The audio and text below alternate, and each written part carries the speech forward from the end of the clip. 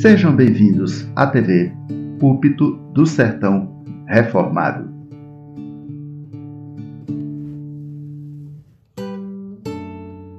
Atos capítulo 13, lerei apenas o primeiro versículo só para base homilética e vamos continuar com o subtema das quintas-feiras.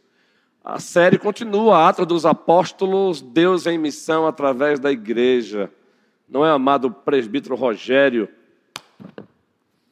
O subtema, Antioquias fortes, são sinônimos de missionário nos campos, plantando igrejas, e Macedônias atendidas, Rumerito. Macedônias atendidas. Atos 13, os 3 versículos iniciais. Havia na igreja de Antioquia profetas e mestres, Barnabé, Simeão, por sobrenome Níger, Lúcio de Cirene, Manaém, Colasso de Herodes, o tetrarca e Saulo. O que eles estavam fazendo? E servindo eles ao Senhor e jejuando, disse o Espírito Santo: separai-me agora, Barnabé e Saulo, para a obra a que os tenho chamado. O versículo 3, então, jejuando e orando, impondo sobre eles as mãos, os despediram. Passamos 2 quintas-feiras falando sobre uma Antioquia forte. Uma Antioquia forte é sinônimo, biblicamente, de uma igreja local forte. E agora, prosseguindo, ampliando aí, vamos ver como, de fato, a Antioquia forte é sinônimo de missionário nos campos, plantando igreja. E assim leremos alguns versículos do capítulo 13, 14, 15 até o 16. Beleza? Versículo 4. Notem esses nomes. Barnabé e Saulo, enviados pelo Espírito Santo, foram até Seleucia. E dali navegaram para Chipre. Quando chegaram em Ênfase, a Salamina, começaram a anunciar a palavra de Deus nas sinagogas judaicas. Notem isso. Antioquias fortes, cidades evangelizadas, missionários nos campos plantando igrejas e Macedônias atendidas. Olha aqui, ó. Cidades sendo evangelizadas, missionários nos campos plantando igrejas. Veja o resultado disso. Versículo 6. Havendo atravessado toda a ilha até Pafos, encontraram certo judeu de nome Bar-Jesus, que praticava magia e era falso profeta. Ele estava com o procônsul Sérgio Paulo, que era um homem inteligente. Vou ler ali que é melhor, que é a Almeida atualizada. Que era homem inteligente. Este, tendo chamado Barnabé e Saulo, diligenciava para ouvir a palavra de Deus. Olha só, observem. Mas opunha-se-lhes Elimas, o mágico, porque assim se interpreta o seu nome, procurando afastar da fé o procônsul. Todavia, Saulo, também chamado Paulo, cheio do Espírito Santo, fixando nele os olhos, disse: ó filho do diabo, cheio de todo engano e de toda malícia, inimigo de toda justiça, não cessarás de perverter os retos caminhos do Senhor? Pois agora, eis aí está sobre ti a mão do Senhor, e ficarás cego, não vendo o sol por algum tempo. No mesmo instante, caiu sobre ele névoa e escuridade. E andando à roda, procurava quem o guiasse pela mão. Agora observe o resultado disso. Então, o procônsul, vendo o que sucedera, todos juntos, creu, maravilhado com a doutrina do Senhor. Conversão. Antioquia fortes, cidades evangelizadas.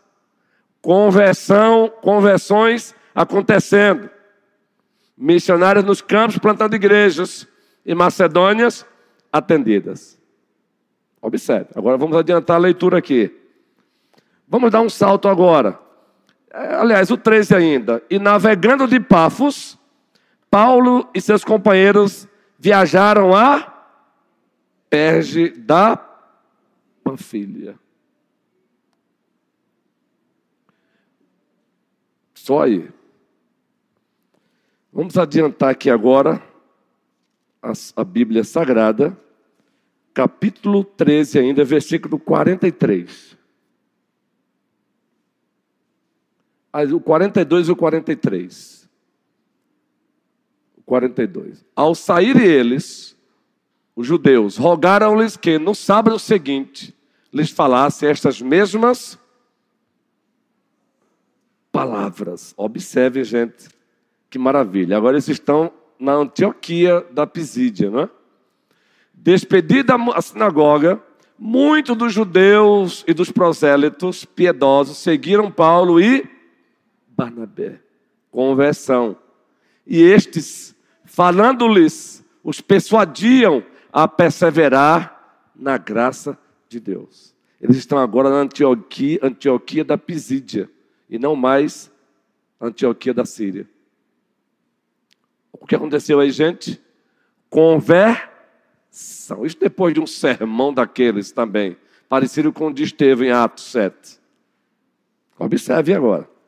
Conversão, não é? Acontecendo aí. Versículo 21, adiante. Do capítulo... Aliás, o capítulo 14, o primeiro versículo. O 14, o primeiro versículo. Em Icônio, Paulo e Barnabé entraram juntos na sinagoga judaica e fizeram o quê? E falaram de tal modo, novamente, gente, que veio a crer grande multidão, tanto de judeus, como de gregos. Aconteceu isso aonde? Icônio. Eles saíram da Antioquia, fortalecida, agora estão em Icônio. O que acontece lá? Palavra pregada, conversão. Igreja plantada. Entende agora a relação? Igreja plantada. Agora adiante aí. Versículo 6, capítulo 14, versículo 6. Quando Paulo e Barnabé souberam disso, fugiram para Listra, perseguição e Derbe, cidades da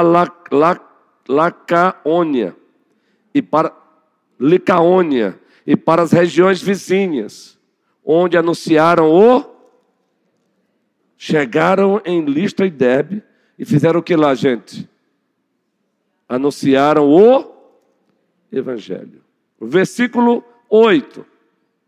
Em Listra, costumava estar sentado certo homem aleijado, paralítico, desde o seu nascimento, o qual jamais pudera andar. Pode passar. Esse homem ouviu falar Paulo, que fixando nele os olhos e vendo que possuía fé para ser curado, disse-lhe em alta voz: apruma-te direito sobre os pés. Ele soltou e andava. Resultado disso, foram vistos como, dentro do paganismo lá da região, foram vistos como deuses manifestados. Eu não vou adentrar aqui. Adiante novamente comigo. Versículo 19, capítulo 14. Sobrevieram, porém, judeus de Antioquia e Icônio, instigando as multidões e apedrejando a Paulo, arrastaram-no para fora da cidade, dando-o por morto. Esse é o versículo 19. Pode prosseguir com o versículo 20 agora. Rodeando, porém, os discípulos, levantou-se e entrou na cidade. No dia seguinte, todos juntos, partiu com Barnabé. Para qual cidade, gente? Para Derbe. Observem o movimento da igreja. Versículo 21. E tendo anunciado o evangelho naquela cidade e feito muitos discípulos... Espera aí, gente, calma aí. De novo agora, esse versículo juntos. E tendo anunciado o evangelho naquela cidade e... voltaram para... Voltaram para quê? Ou para quê? No português culto, para quê? Então vamos lá, versículo 22. Fortalecendo a alma dos discípulos, exortando-os a permanecer firme na fé, e mostrando que, através de muitas tribulações, meus irmãos, eles passaram por essas cidades, fizeram discípulos, seguiram adiante para pregar o evangelho, depois voltaram para essas mesmas cidades para fazer o quê? Fortalecer os discípulos. Vão observando aí a ideia. Antioquias fortes, cidades evangelizadas, conversões, missionários nos campos plantando igrejas e Macedônias atendidas. Mas vamos continuar com a leitura. Propositadamente, estamos fazendo essa leitura assim, alternada aqui, pulando versículos mesmo.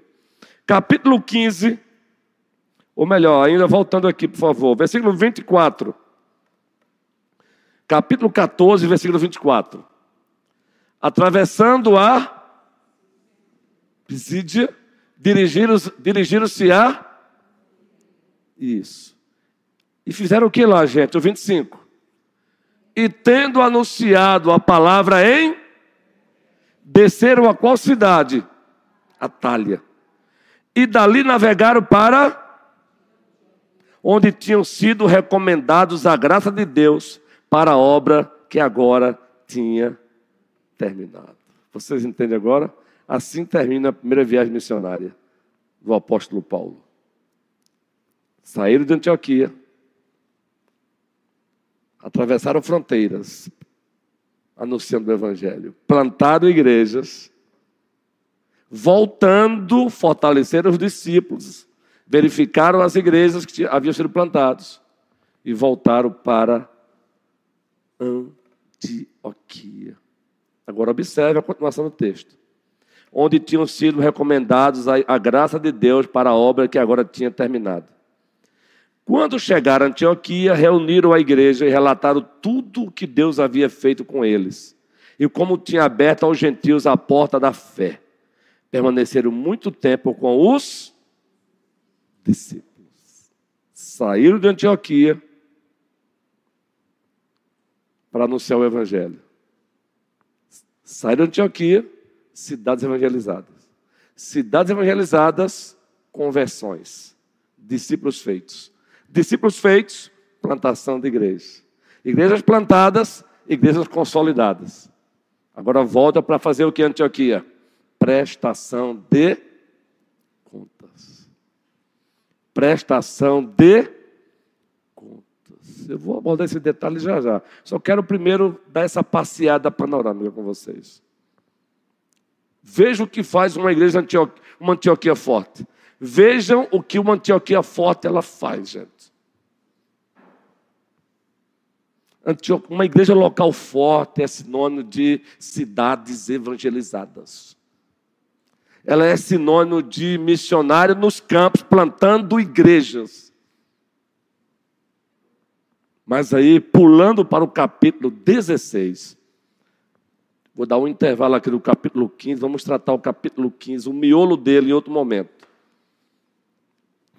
É aqui que nós temos uma das bases para o presbiterianismo, não é?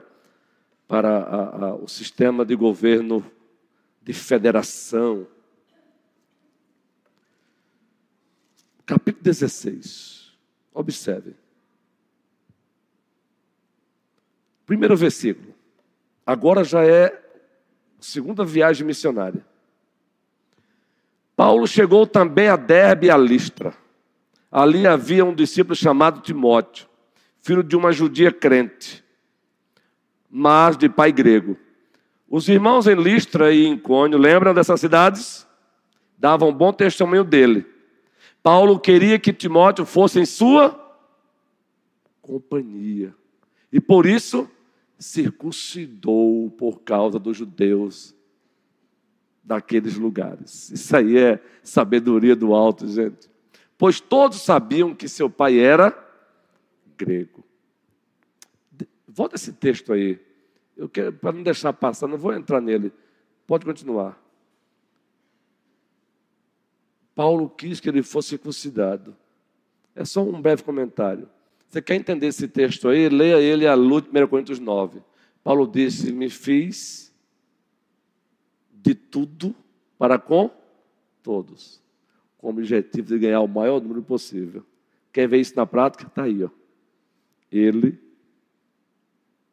preste bem atenção, o Paulo que aos Gálatas confronta Cristo e mais a circuncisão, aí ele recomenda a Timóteo a se circuncidar estrategicamente, como ponte para a obra missionária. Fica só essa dica aí, como é importante conhecer a palavra, sabedoria do alto, saber abordar. Parece até que Paulo está se contradizendo, não há contradição aí não, viu? Mas eu não quero me ater a isso não. Vamos lá então, versículo 6, adiante para o versículo 6. E percorrendo a região frígio-gálata, segunda viagem missionária, tendo sido impedidos pelo Espírito Santo de pregar a palavra na Ásia, defrontando Mísia, tentavam ir para Bitínia. Mas o Espírito de Jesus não o permitiu. E o narrador continua. E tendo contornado Mísia, desceram a Troade. À noite, todos juntos agora, sobreveio a Paulo uma visão, na qual um varão macedônio estava em pé e lhe rogava, dizendo, passa a Macedônia e ajuda-nos. Ele respondeu ou não? Assim que teve a visão, imediatamente, preste bem atenção, imediatamente procuramos partir para aquele destino.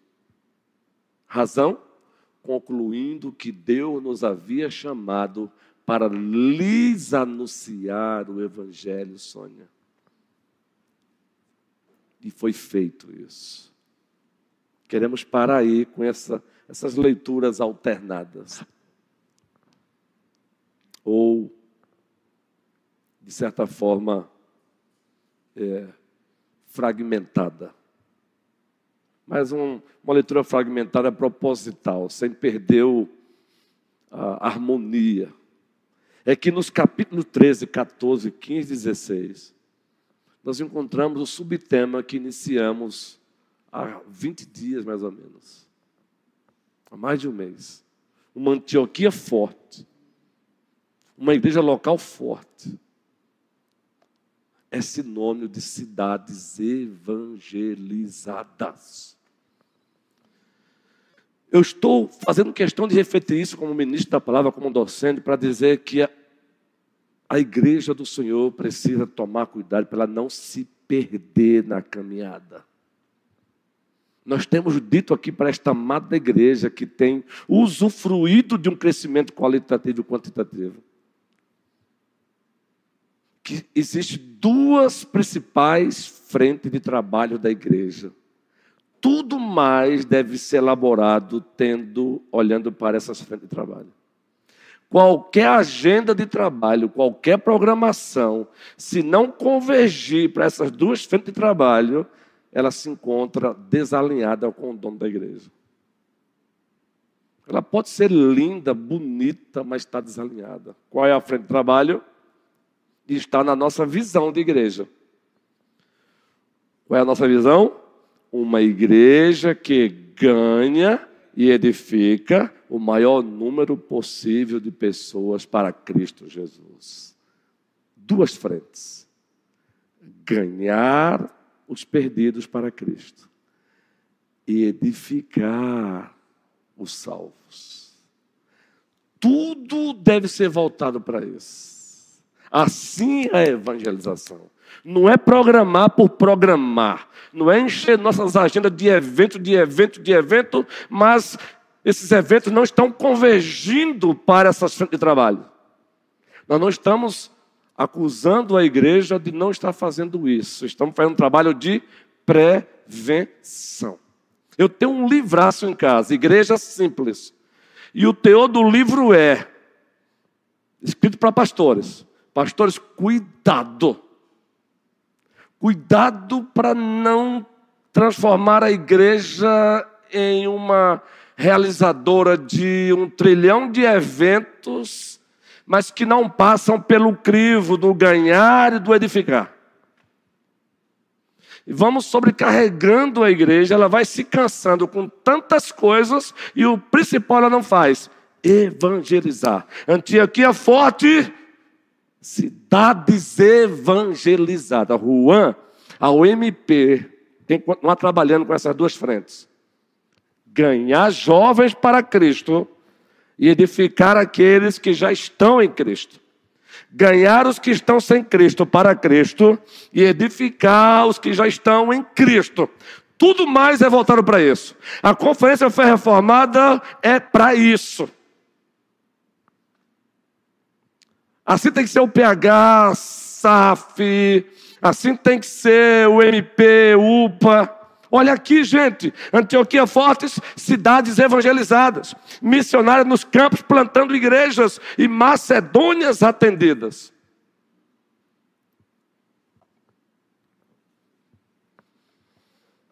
Água, valeu, guerreiro Diácono Júnior.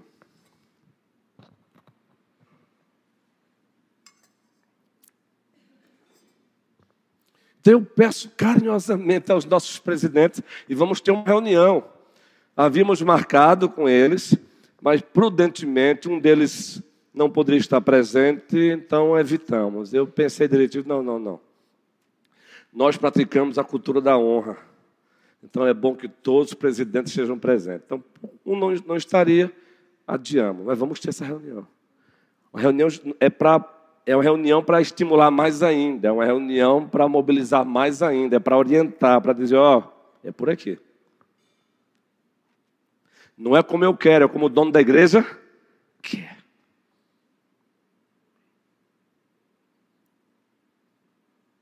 Nós temos que fazer eventos pontes para a mocidade. É bom, vem louvar, guerreiro. Agora, tem alguns trabalhos que não tem sentido ficar fazendo só o vem louvar sem pensar no jovem não crente. Entendeu? Tem que trazer jovem não crente. Tem que trazer jovem não crente para a igreja. Vamos aproveitar o dia do amigo e fazer um trabalho na igreja. Amigo com pizza. Isso é evento pontes.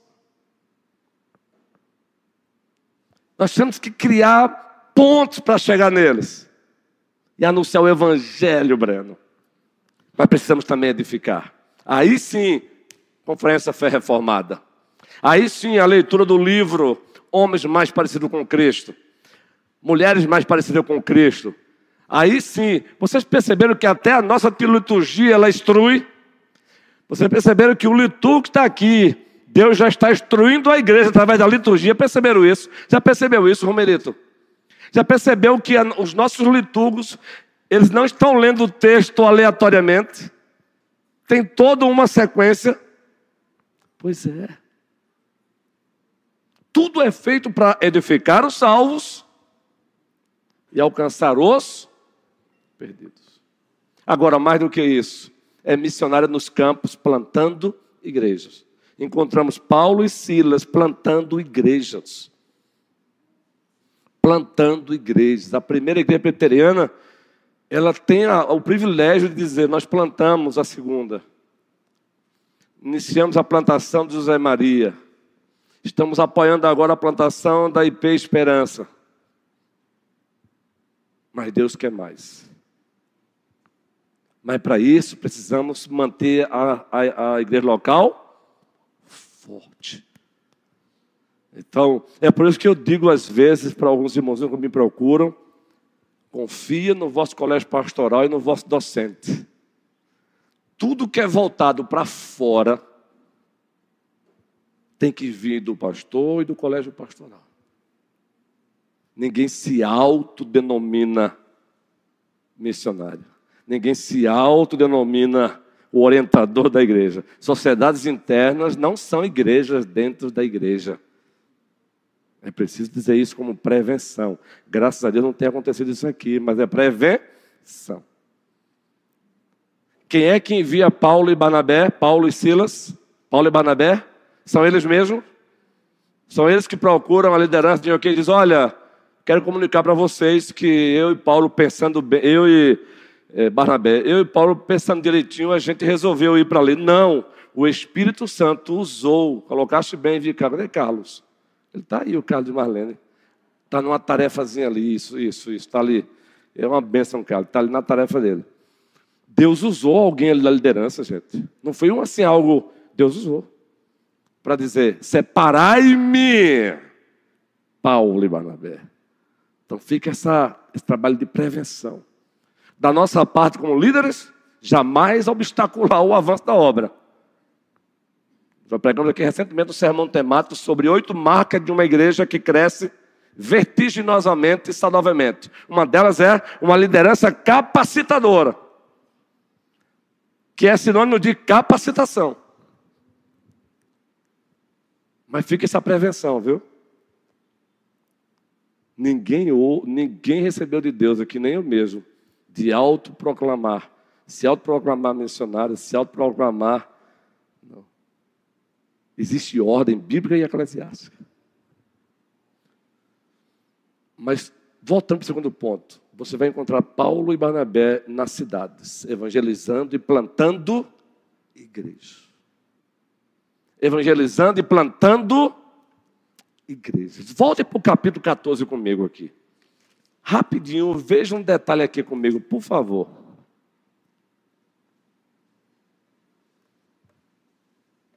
Deixa eu ver aqui para adiantar aqui.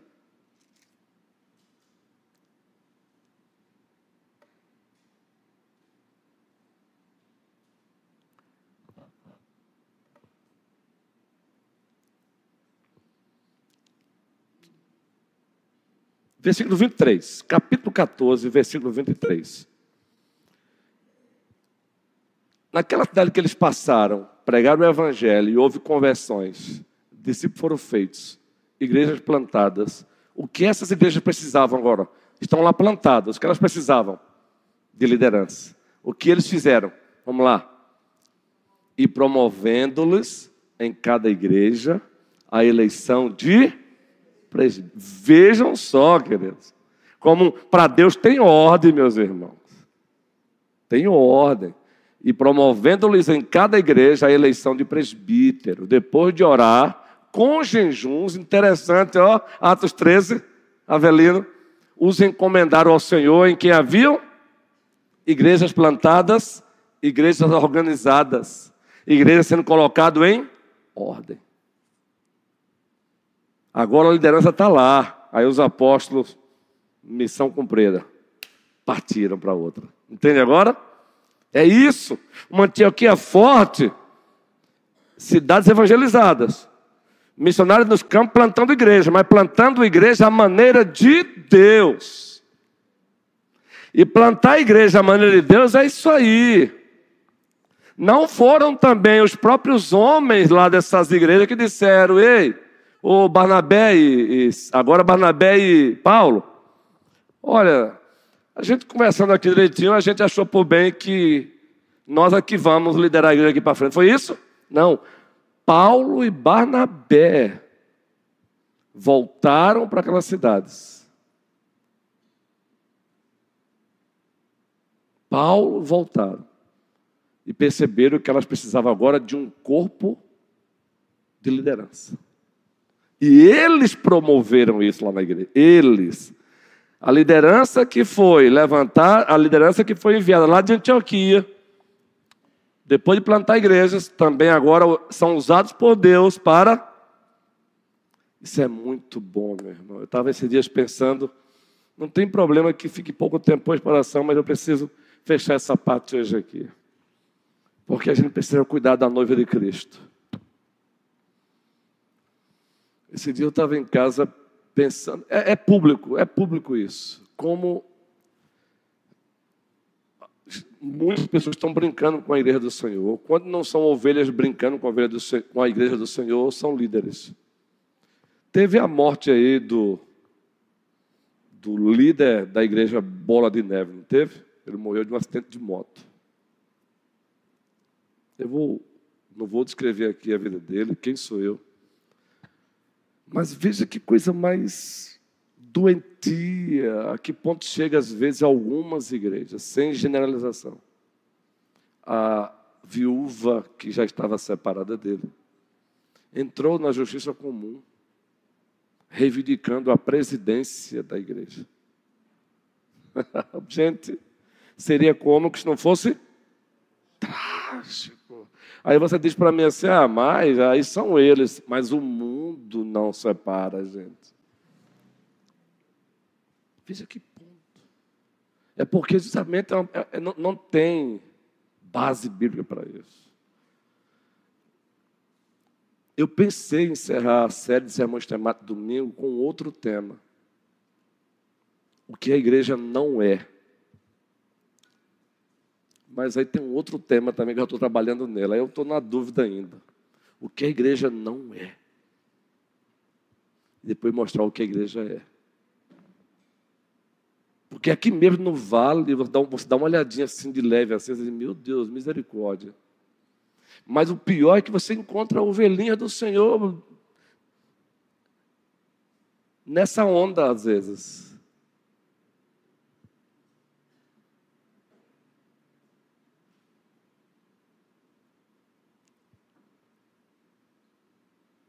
De achar que igreja pode ser feita de qualquer jeito.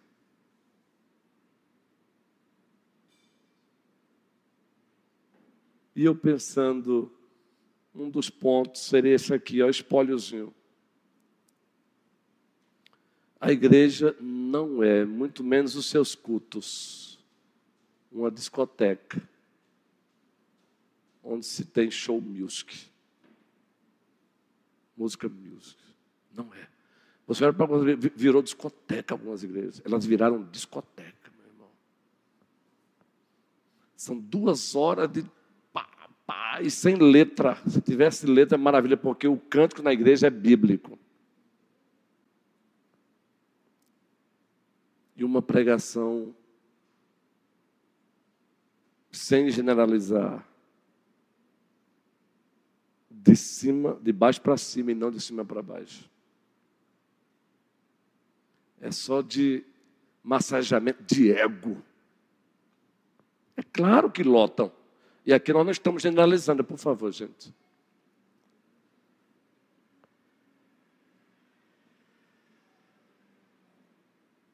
Uma Antioquia forte, zele. Eu estou dando isso aqui para dizer o seguinte: zele pela igreja local onde Deus te colocou. Só saia dela se Deus disser saia e saia pelo caminho correto, via liderança. Porque também virou moda, né? Via liderança. Como vocês têm feito. Quem tem chegado aqui tem dito isso para a gente. Porque senão vira bagunça, gente. A igreja é a noiva de Cristo. Ela não é uma discoteca para extravasamento das emoções do povo. Há uma competição hoje.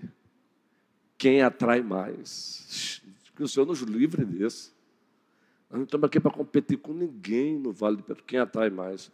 Nós estamos aqui para ganhar e edificar o maior número de pessoas, não para nós mesmos, mas para Cristo. Cristo Jesus. Então, que a primeira igreja presbiteriana prossiga nessa caminhada que ela está. Que cada ovelha que está chegando aqui chegue com essa consciência. A igreja não é igreja. Quem usou essa expressão foi o pastor Frank Ferreira. Ela não é uma igreja.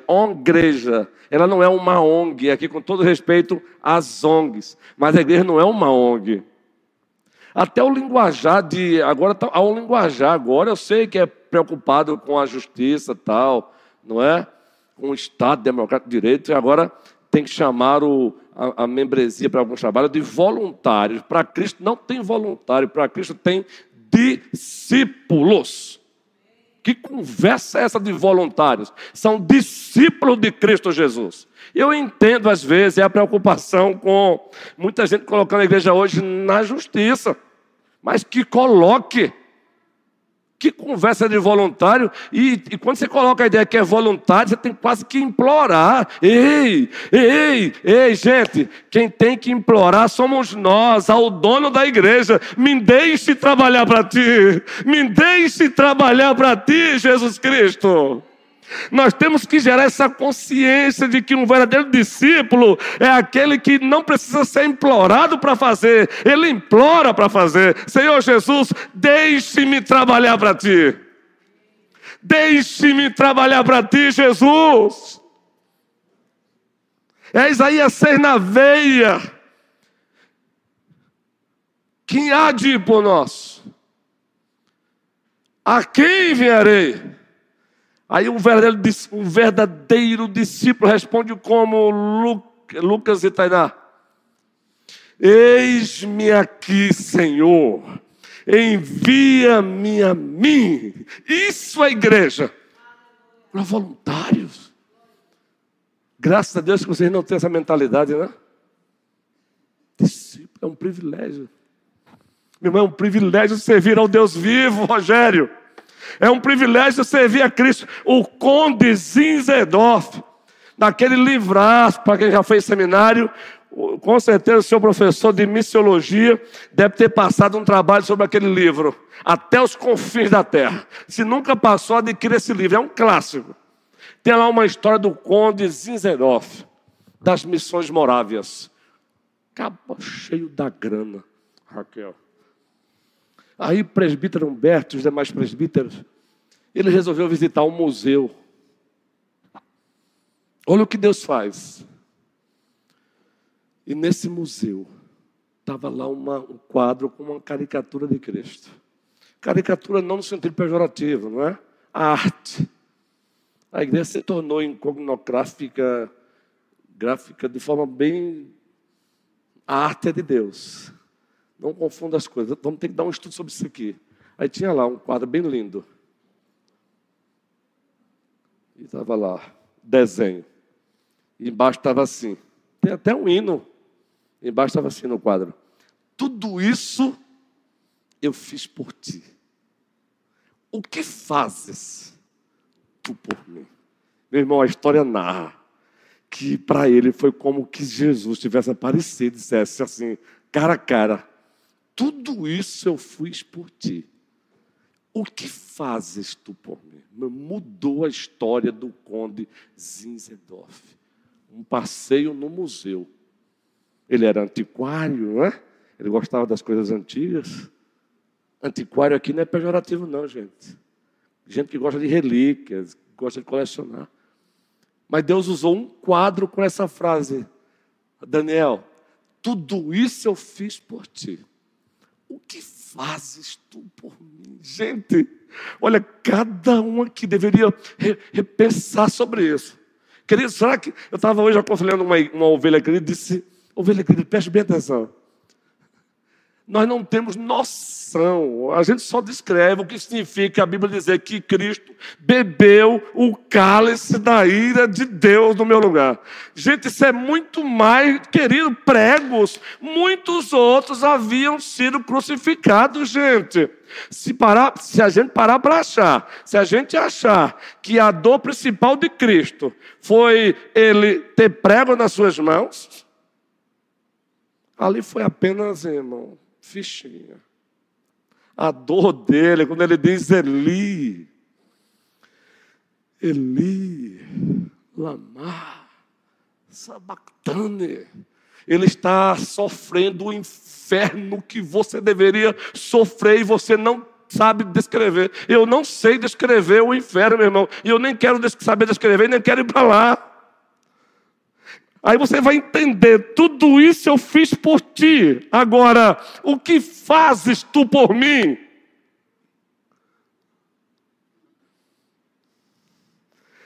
Isso aquece o meu coração, gente. Por mais falho, e eu sou falho. Você não está falando com serafim aqui não, meu irmãozinho. Todo dia eu tenho que esmurrar o meu corpo. Linguagem de Paulo, esmurro o meu corpo, reduzo a escravidão, para que, tendo pregado a outros, não venha eu mesmo a ser desqualificado. 1 Coríntios capítulo 9. Mas, meu irmão, quando eu vejo isso, me enche meu coração de paixão. Eu confesso para vocês que o tempo todo eu estou mexendo na minha biblioteca, e o tempo todo eu estou buscando um livro, e eu estou liderando conhecimento, conversão e discipulado. Aí eu boto lá, volto, leio um capítulo, e o coração fervendo. Porque, meus irmãos, como disse John Piper, não desperdice o seu tempo. Bora, primeira igreja. Ei, você que é membro da primeira igreja, ovelha preciosa, está nos acompanhando, é para você também. Contamos com você.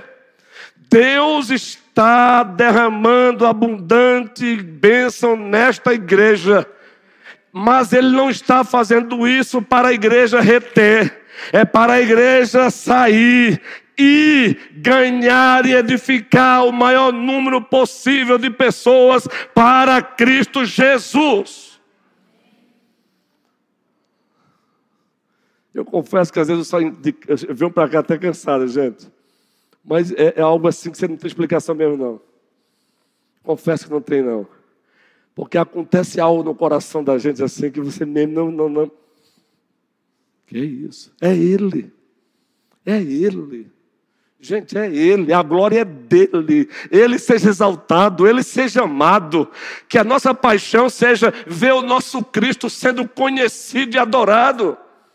Que o seu maior projeto de vida seja ver Cristo sendo conhecido e adorado. Quando te perguntarem qual é o teu maior projeto de vida, é ver o meu Cristo sendo conhecido e adorado.